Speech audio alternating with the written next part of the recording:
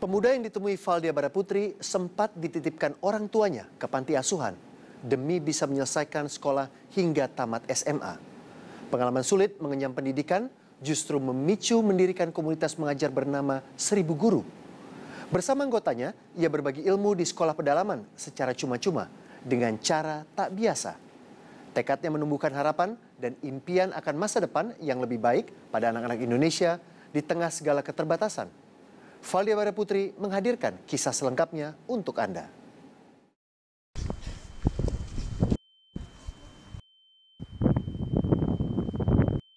Kak Jo, mending di belakang deh, Kak. Belakangnya cewek soalnya. Dingin banget di sini.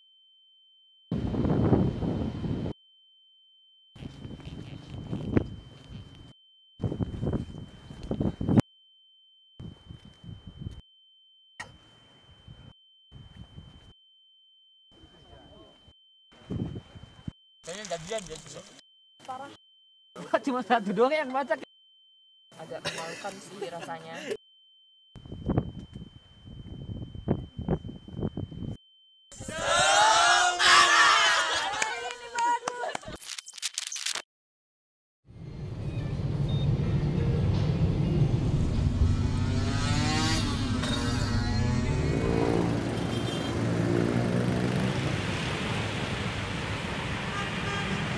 Halo Mas Yui. Hai. Ada berapa orang? 20-an. Rencananya berapa orang? 35 orang. Nanti berjalan beriringan gitu ya? Ya, mobilnya kita bareng-bareng, terus berapa mobil, berapa mobil, 8 mobil. Oke, jadi kita meeting point pertama di Bandung dulu, baru ke Garut. Kita ke Garut. Oke. Malam itu adalah awal dari akhir pekan saya dan puluhan orang lainnya yang tergabung dalam sebuah komunitas bernama 1000 Guru. Kami bersiap untuk meninggalkan Jakarta, namun bukan untuk sekedar menghabiskan akhir pekan biasa. Sebuah wilayah pegunungan di Garut, Jawa Barat adalah tujuannya.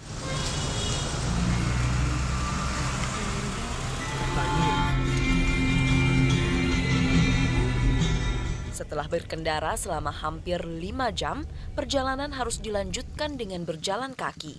Namun hal itu tak menghentikan langkah kami.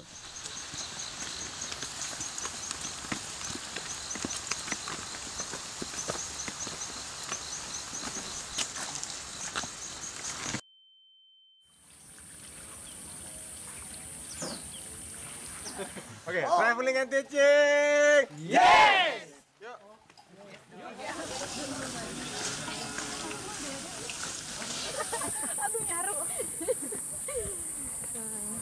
Sebuah sekolah di Kecamatan Cigeduk, Garut inilah alasan utama kedatangan komunitas ini. Di sini kan ada 264 murid begitu ya. Profil murid-murid di sekolah Bapak itu seperti apa? Latar belakang anak-anak di sini, khususnya untuk orang tua murid itu pekerjaannya itu terdiri orangnya orang ngabedug gitu, kuli bekerja di orang lain. Serabutan itu dengan ya dengan gaji satu harinya itu 15.000. Ada juga yang memikul gitu, contohnya memikul sayur-sayuran gitu dari hutan gitu nyampe ke pinggiran jalan gitu. Itu pada umumnya gitu.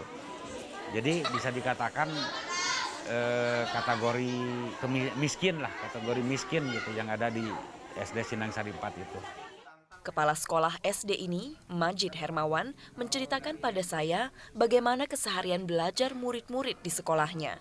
Sehubungan di sini ada 8 rombel, tapi kelasnya itu baru ada 6 rombel, sehingga kami mengantisipasi kelas tersebut dengan sementara mempergunakan dulu musola, karena kami sangat membutuhkan anak tersebut untuk melaksanakan kegiatan belajar mengajar. Lalu bagaimana dengan staf pengajar di sekolah ini, Pak? Kalau di kampung di sini belum ada guru bidang studi. Jadi gitu. Satu guru harus menguasai semua mata pelajaran. Kedatangan 1000 guru bukan untuk membangun kondisi fisik sekolah ini, melainkan membangun mental dan harapan para murid di tengah kondisi yang serba terbatas. Bagi siswa-siswi yang tinggal di pelosok Jawa Barat inilah, mereka menjelma menjadi guru selama 1 hari.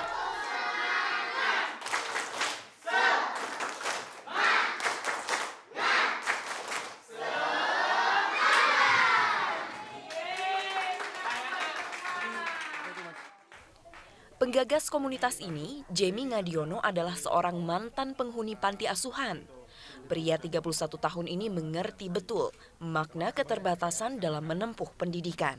Ya, saya lahir dari keluarga yang nggak mampu, kemudian orang tua saya menyerah untuk membiayai sekolah lanjut SMP. Akhirnya saya dikirim di satu panti asuhan di Jakarta Timur. Dan hanya untuk bisa bersekolah.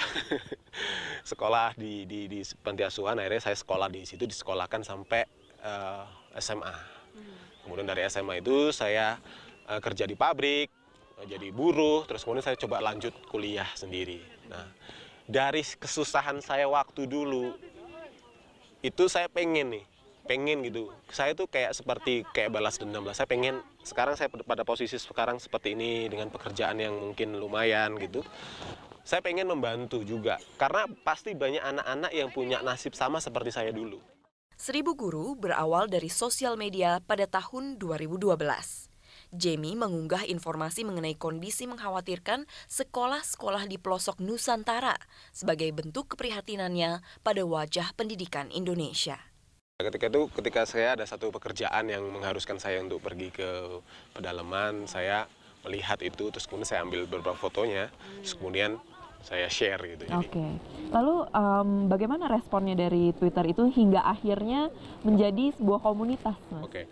Ketika follower sudah semakin banyak, mereka pengen ikutan. Gimana sih caranya ngajar sambil jalan-jalan, sambil ketemu anak-anak di pedalaman, berbagi itu gimana gitu. Akhirnya saya bikin satu konsep program, itu adalah traveling and teaching. Jadi jalan-jalan sambil ngajar.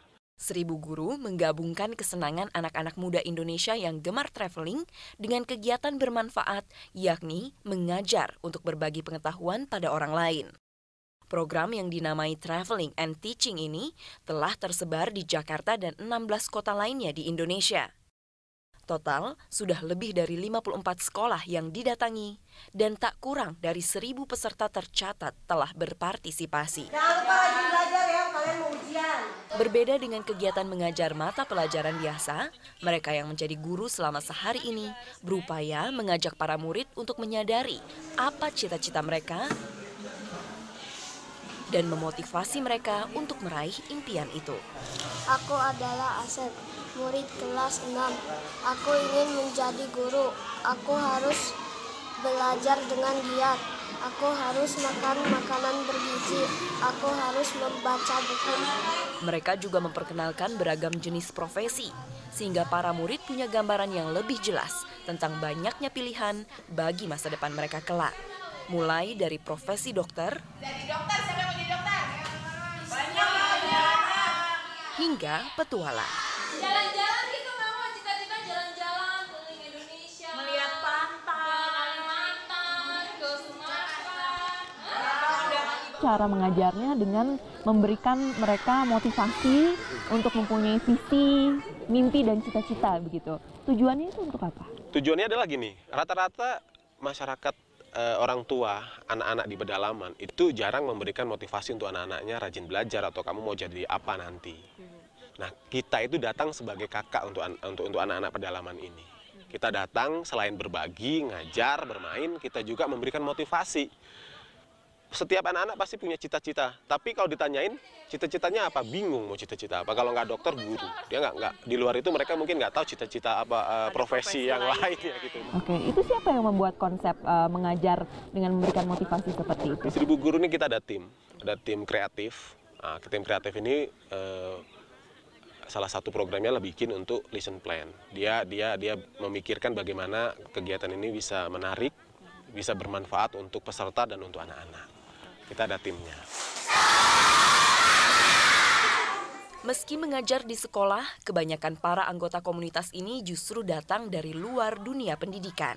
Saya sebagai dokter sih, dokter umum di salah satu rumah sakit swasta di daerah Cikarang, Bekasi, sama beberapa jaga klinik gitu. Kalau pekerjaan saya freelance fotografer sama pengelola sebuah gym bareng suami dan partner di Jakarta. Ya. Sudah berapa kali ikut traveling and teaching? Kalau saya sih baru 2 kali sih baru ikutan gitu, dan itu benar-benar kayak sekali ikut kayaknya nggak mau berhenti, mau langsung jatuh cinta dan pengen lagi. Kalau dihitung sih nggak kehitung, sekitar mungkin ini yang ke-12 kali ya. Yang ke-12. Banyak gitu. Tidak hanya lewat kegiatan belajar di kelas, masing-masing peserta memberikan motivasi secara langsung dan personal pada murid sekolah. Mereka yakin apa yang mereka tanamkan sekarang akan membawa perubahan di masa depan. Dari beberapa kali kegiatan traveling and teaching ini diadakan, Mas Jemi sudah melihat ada perubahan di situ? Untuk anak-anaknya, kita memberikan kegembiraan, kita lebih memberikan motivasi. Mungkin kita nggak bisa lihat dalam jangka yang dekat. Kita bisa lihat nanti kalau dia udah dewasa nanti. Tak hanya bagi para murid, tapi juga bagi mereka sendiri. Kepuasan batin seperti apa yang Dr. Wulan rasakan? Yang paling buat rasanya tuh aduh gitu tuh nyes banget tuh waktu saat kita ketemu anak-anak, begitu ngajar di tempat terpencil, ketemu anak-anak yang dengan mereka keadaannya sekolah yang seadanya, terus kemudian dengan muka-muka yang polos, begitu saat kita ngajar, begitu mereka tersenyum, mereka ketawa-tawa, kelihatan senang banget tuh. Itu tuh yang nggak itu bisa. Rewardnya ya? Itu rewardnya bener.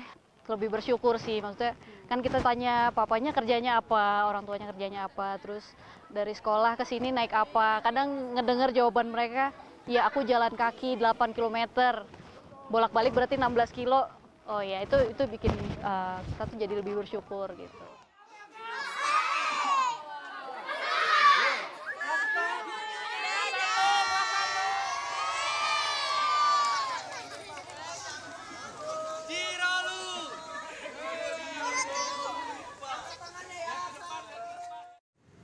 Kegiatan mengajar pun pada akhirnya ditutup dengan mengunjungi lokasi wisata setempat.